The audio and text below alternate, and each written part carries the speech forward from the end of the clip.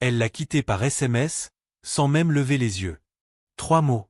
Je n'ai pas signé pour ça. Pas un mot de plus. Pas un adieu. C'était comme s'il était déjà mort pour elle. Ce qu'elle ignorait, c'est que cet instant précis allait changer non seulement la vie de Marc, mais aussi la sienne. Car ce qu'elle avait abandonné, allait bientôt faire la une des journaux. Et pas pour les raisons que vous imaginez. Pourquoi une femme fuirait l'homme qu'elle prétendait aimer, juste après qu'on lui annonce qu'il a le cancer? Et pourquoi, quelques semaines plus tard, elle suppliait de le revoir, les larmes aux yeux, devant un hôpital bondé? Ce que Marc a découvert entre-temps, personne ne l'aurait cru. Et c'est là que tout commence. Marc Delaunay, 42 ans, enseignant de littérature au lycée Victor Hugo, était ce genre d'homme qu'on croise sans remarquer, mais qui laisse une empreinte durable dans le cœur de ceux qui prennent le temps de le connaître. Discret, doux, toujours un livre sous le bras, il croyait aux petits gestes, aux silences qui en disent long, et aux rituels du quotidien partagé avec amour. Son monde tournait autour de la simplicité, le café du matin partagé avec Amélie, sa femme depuis 12 ans, les balades du dimanche dans la forêt de Fontainebleau, et les soirées à relire des passages de Romain Gary ou Camus, étendus sur leur vieux canapé en velours vert. Amélie, décoratrice d'intérieur au sourire lumineux, complétait son univers comme une couleur vive et claire, un tableau en noir et blanc. Ils parlaient souvent de leurs projets, de la cabane en bois qu'ils rêvaient de construire en Norvège, pour y fêter leurs 15 ans de mariage. Tout semblait figé dans une belle normalité, jusqu'à ce que le corps de Marc commence à envoyer des signaux d'alarme. Migraines oppressantes, troubles de la vue, fatigue inexplicable. Une batterie d'examens, des allers-retours à l'hôpital, et enfin, cette phrase lourde comme une condamnation, vous avez un lymphome agressif. Le traitement doit commencer immédiatement. Un tremblement intérieur. Marc, pétrifié, n'eut même pas le temps de pleurer. Son téléphone vibra. Un message. 3 lignes froides. Je suis désolé, Marc. Je n'ai pas signé pour ça. Et comme ça, entre les murs blancs de l'hôpital et la lumière crue du néon, sa vie bascula. Pas seulement à cause du cancer, mais parce que la femme qu'il pensait être son refuge l'avait abandonné au bord du gouffre. Ce jour-là, Marc pensait avoir tout perdu. Mais ce qu'il ignorait encore, c'est que ce SMS, aussi cruel qu'il fût, allait réveiller en lui une force qu'il n'avait jamais soupçonnée. Flashback. 2 ans plus tôt. Annecy. Le lac, paisible en apparence, cachait ce jour-là des courants traîtres.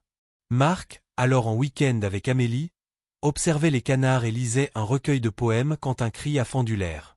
Un adolescent, emporté par les vagues, battait des bras dans une panique silencieuse. Sans réfléchir, Marc avait couru, sauté dans l'eau glacée, et tiré le jeune vers le rivage. Il n'avait même pas attendu les remerciements. Ce geste spontané, presque effacé de sa mémoire, allait pourtant réapparaître dans sa vie, mais sous une forme qu'il n'aurait jamais pu imaginer. Car ce que Marc avait offert ce jour-là, ce n'était pas seulement un acte de bravoure. C'était une promesse invisible, un fil qui allait se retendre au moment où il penserait que tout était perdu. Revenons au présent. Marc, vidé par les traitements, les nausées et les silences médicaux, quitte Paris. Il s'installe chez sa sœur Claire, dans une maison en bois sur les hauteurs des Vosges. Là-bas, le froid est rude, mais l'isolement l'aide à respirer autrement. Le monde continue sans lui. Il observe la vie comme s'il en était exclu, comme si son corps n'était plus qu'un costume trop lourd à porter. Alors il écrit. Pour survivre. Pour vider ce qu'il ne peut dire. Chaque mot devient une échappatoire, une résistance contre la peur. Il commence par de simples réflexions griffonnées dans un carnet. Puis il rédige des lettres, qu'il n'envoie jamais. Peu à peu, ces fragments s'assemblent en un récit. Le silence après le tonnerre. Un texte brut, sans filtre, sans compromis. L'histoire d'un homme que la maladie dépouille, mais qui découvre en lui un feu qu'il croyait éteint. Ce manuscrit, il le dépose un jour, presque par accident, dans une boîte à livres en ville, en se disant qu'au pire, il finira au recyclage. Mais à Paris, dans une petite maison d'édition indépendante, une assistante éditoriale le trouve. Touchée par le style, elle le pose sur le bureau de son patron. Quand ce dernier lit les premières lignes, il reste figé. Ce type a frôlé la mort. Mais c'est sa plume qui va lui sauver la vie. Le livre est publié sous pseudonyme. Succès modeste mais réel. Ce qu'ignore Marc, c'est qu'à ce moment-là, Amélie, dans leur ancien appartement désormais vidé, reçoit une lettre. Anonyme. À l'intérieur, une page photocopiée. Quelques lignes du livre. Des phrases qu'elle reconnaît. Des souvenirs. Des détails intimes qu'elle croyait enterrés. D'abord, elle pense à une coïncidence. Mais d'autres lettres suivent. Chaque semaine. Des extraits du récit. Des fragments de leur passé déformé, magnifié, et qui la hantent. Elle n'en parle à personne. Mais elle ne dort plus. Et dans l'ombre, quelqu'un observe. Car l'histoire que Marc a écrite contient un indice caché. Quelque chose qu'il a volontairement laissé entre les lignes. Un secret. Une vérité déguisée. Que seule Amélie pourrait comprendre. Le docteur Clément Béraud, oncologue réputé du centre Léon Bérard de Lyon, a observé un phénomène troublant au fil de ses années d'expérience, ce qu'il nomme l'abandon post-diagnostique. Dans une interview donnée à un colloque de soins palliatifs, il déclare avec gravité: près de 21% des patients atteints de cancer rapportent avoir été quittés par leur partenaire dans les 6 mois suivant l'annonce. Ce n'est pas une légende urbaine. C'est un chiffre terrifiant, mais réel. Le diagnostic bouleverse, pas seulement le malade, mais aussi son entourage. Beaucoup ne savent pas faire face, et préfèrent fuir. Ce chiffre glaçant ne laisse personne indifférent. Pour certains, c'est une gifle. Pour d'autres, une libération. Et pour Marc, ce fut l'étincelle d'une reconstruction inattendue. Car derrière la douleur, se cachait un moteur d'expression. Élise Gandin, psychologue relationnelle et intervenante dans plusieurs conférences TEDx, ajoute un éclairage humain à cette statistique: les gens ne fuient pas la maladie. Ils fuient leur propre peur de souffrir, d'être témoins de la déchéance de l'autre. C'est un réflexe de protection primitif, mais socialement dévastateur. Ce type d'abandon, dit-elle, provoque un double traumatisme, physique et émotionnel. Pourtant, certaines victimes de cette double peine transforment cette douleur en matière brute. C'est ce qu'on appelle la résilience active. Dans le cas de Marc, cette transformation a pris la forme d'un exutoire inattendu. L'écriture narrative appliquée à la reconstruction identitaire. Une méthode encore peu connue en France, mais de plus en plus étudiée dans les cercles de bibliothérapie. Le principe, canaliser le traumatisme à travers la fiction partiellement autobiographique, pour lui redonner un sens, une structure, une logique émotionnelle. Marc, sans le savoir, est devenu un modèle.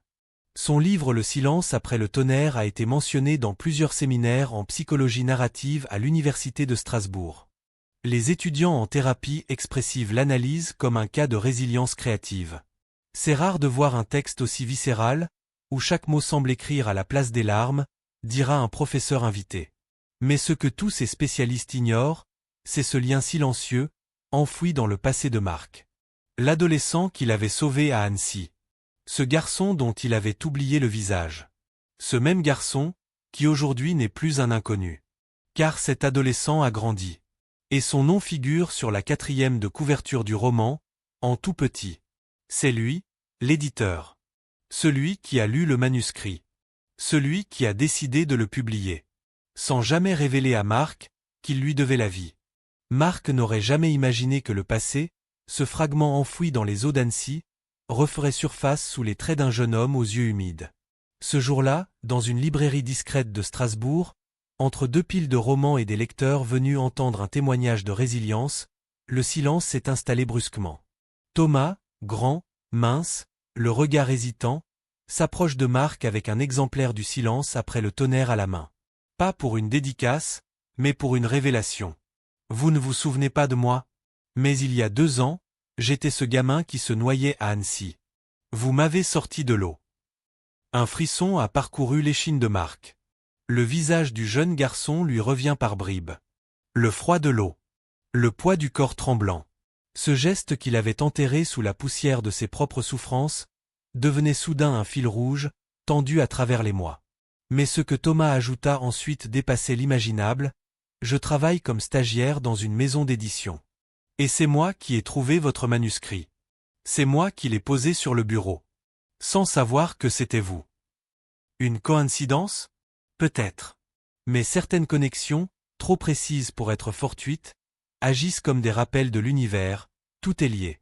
Et pendant que cette boucle se refermait dans le murmure d'une librairie, Amélie, elle, lisait les gros titres. Elle voyait le nom de Marc apparaître sur des blogs, des chroniques, des plateaux de télé. Elle entendait parler de son livre, de cette histoire poignante d'abandon et de renaissance. Et chaque fois qu'un extrait passait à la radio, elle se demandait si ce n'était pas une allusion à elle. Chaque mot semblait lui parler. Chaque phrase la jugeait sans jamais la nommer. Elle fouillait dans son passé commun avec Marc, relisait d'anciens messages, réécoutait de vieux messages vocaux, dans l'espoir d'y trouver une faille, une justification. Mais tout la ramenait à ce SMS qu'elle avait envoyé « Je n'ai pas signé pour ça ». Cette phrase, devenue virale, extraite du roman, la hantait. Et pourtant, il restait une lettre. Une enveloppe qu'elle avait reçue, mais jamais ouverte. Elle était restée sur sa table de chevet, enterrée sous une pile de factures et de brochures d'architecture. Écrite à la main. Fermée avec un simple scotch. Cette lettre, Marc l'avait écrite peu avant de disparaître des réseaux, avant de couper tout contact. Elle contenait quelque chose qu'aucun livre, aucune interview ne dévoilait. Une vérité qu'il n'avait jamais osé dire à voix haute. Une clé, peut-être, pour comprendre pourquoi il avait survécu. Et pourquoi il ne reviendrait plus. Mais Amélie n'a toujours pas ouvert cette lettre. Elle la regarde parfois, sans oser la déchirer. Car au fond, elle sent que l'ouvrir, c'est affronter la version de Marc qu'elle ne connaît pas encore. Le vent souffle fort sur les falaises de Ploie. Marc, silhouette solitaire face à l'océan, tient dans sa main la lettre tremblante d'Amélie. Des semaines se sont écoulées depuis qu'il l'a reçue, mais ce n'est qu'aujourd'hui, à l'exact endroit où il venait écrire au lever du jour, qu'il trouve le courage de l'ouvrir à nouveau. Le papier est froissé, les mots tracés avec une main incertaine, mais le message est clair, je veux comprendre. Je veux te revoir. Je veux te demander pardon. Jusqu'ici, il n'y avait que douleur dans cette voix du passé. Mais soudain, une phrase vient briser toute logique. Il y a quelque chose que tu ignores, et que je n'ai jamais eu le courage de te dire. À cet instant, tout bascule. Marc découvre une vérité enfouie, un chapitre manquant de sa propre histoire. Amélie révèle que son propre père, diagnostiqué du même type de lymphome des années plus tôt, avait sombré dans une dépression profonde. Elle l'avait vu souffrir, se détruire, et mourir seule, dans le silence et la honte. Lorsqu'elle a appris que Marc avait la même maladie, son instinct ne fut pas de fuir, mais d'anticiper. Elle a cru bon de l'abandonner pour qu'il s'accroche, pour ne pas le voir décliner, pour ne pas reproduire le drame. Cette révélation fracasse les certitudes de Marc. Toute cette haine qu'il avait nourrie, ce sentiment d'avoir été trahi au moment le plus sombre, s'effrite devant une douleur bien plus ancienne que la sienne. Amélie n'a pas fui Marc. Elle a fui la répétition d'un traumatisme. Elle a choisi de disparaître pour ne pas s'écrouler avec lui. Et à cet instant, sur cette falaise battue par les vents, Marc comprend que le pardon ne vient pas toujours avec les mots, mais avec le silence entre les lignes. Pourtant, une décision demeure. L'attendre ou non. La revoir ou garder cette distance sacrée qu'il a construite au prix de 1000 cicatrices. Il ferme les yeux. Le cri des mouettes, les vagues qui s'écrasent en contrebas, tout se fige. Il avance d'un pas. Lentement. Mais vers quoi? L'inconnu. L'amour retrouvé. Ou l'effacement volontaire de ce qui aurait pu être. La caméra s'éloigne. On ne voit plus que la mer. Et la lettre qui s'envole dans le vent, emportant avec elle une histoire, dont personne ne saura jamais la fin.